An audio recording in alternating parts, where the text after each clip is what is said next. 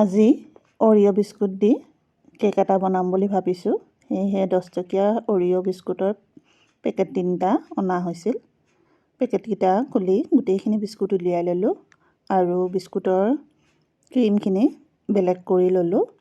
এতিয়া বিস্কুটখিনি মিক্সি বাতি এটাত ভৰাই লৈছোঁ আৰু আমুল গোল্ড গাখীৰ অকণমান এইদৰে দি দিলোঁ। দি এতিয়া গোটেইখিনি মিক্সিত এইদৰে পিচি ল'ম। দেখিছেনে? এবাৰ পিচি ল'লোঁ। পুনৰ বাকী ৰৈ যোৱাখিনি পুনৰ ভৰাই লৈ আকৌ তাত আমুল গোল্ড গাখীৰ অলপ দি পুনৰ পিচি ল'লোঁ। এইটো সময়তে ইয়াত চাহ চামুচেৰে 3 চামুচ ৰিফাইন দি দিছোঁ। দি এতিয়া গোটেইখিনি ভালদৰে এবাৰ পুনৰ পিচি ল'লোঁ। এইদৰে এতিয়া মই বাতি এটাত গোটেইখিনি উলিয়াই লৈছোঁ। গোটেইখিনি ভালদৰে চামুচখনৰ সহায়েৰে উলিয়াই ল'লোঁ। এইটো সময়তে এতিয়া বাতিত ৰৈ যোৱাখিনি তাজা গাখীৰ আকৌ অলপমান দি গোটেইখিনি ভালদৰে মোহাৰি এইদৰে গোটেইখিনি উলিয়াই ল'লোঁ। দেখিছেনে? গোটেইখিনি উলিয়াই লোৱাৰ পিছত এইদৰে মই প্ৰায় 5 মিনিটমান ফিটিম। 5 মিনিট হৈ গ'ল। ইয়াত মই বেকিং ছ'ডা 1 চামুচ দি দিছোঁ। এয়া চাহ চামুচেৰে 1 চামুচ দিছোঁ। পুনৰ এতিয়া ভালদৰে 10 মিনিটমান ফিটি থাকিম। এইদৰে পূৰা ভালদৰে যিমান স্পীডত পাৰে সেইদৰে মই ফিটি লৈছোঁ। প্ৰায় হৈ গৈছে ফিটা। এয়া দেখিছেনে কিমান ধুনীয়াকৈ ফিটি ল'লোঁ।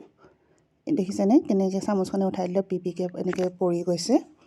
এইটো সময়তে মই কেক বনোৱা টিফিন বাতিটোত চাৰিওফালে পেপাৰ কভাৰ কৰি ল'লোঁ আৰু গোটেই বেটাৰখিনি ঢালি দিলোঁ।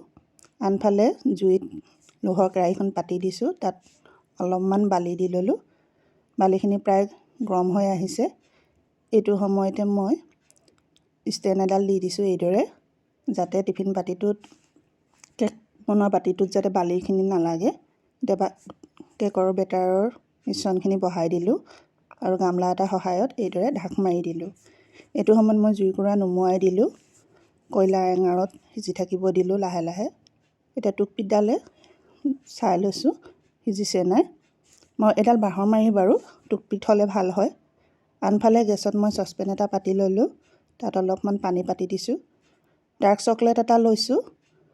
ডাৰ্ক চকলেটৰ এটা অংশ ৰাখি দিলোঁ। বাকীখিনি ভালদৰে গুড়ি কৰি ল'লোঁ আৰু বিস্কুটত থকা ক্ৰীমখিনি লগত গোটেইখিনি এইদৰে গলাই ল'লোঁ। এয়া কেকটো দেখিছেনে হৈ গ'ল। কেকটোৰ ওপৰত এতিয়া গোটেই ক্ৰীমখিনি এইদৰে ঢালি দিছোঁ। চকলেট আৰু বিস্কুটৰ ক্ৰীমখিনি এটা ধুনীয়া ডিজাইন দিওঁ বুলি। এয়া হৈছে নাৰিকলৰ গুড়ি। নাৰিকলৰ গুড়ি এইদৰে ছিটিয়াই এটা ডেক'ৰেশ্যন দিব চেষ্টা কৰিছোঁ। আজি বাৰু কেকটো আপোনালোকৰ ভাল লাগিছেনে?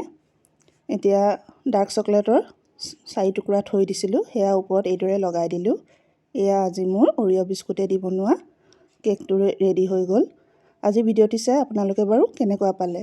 যদি ভাল পালে সকলোৱে লাইক আৰু কমেণ্ট দিবলৈ নাপাহৰিব।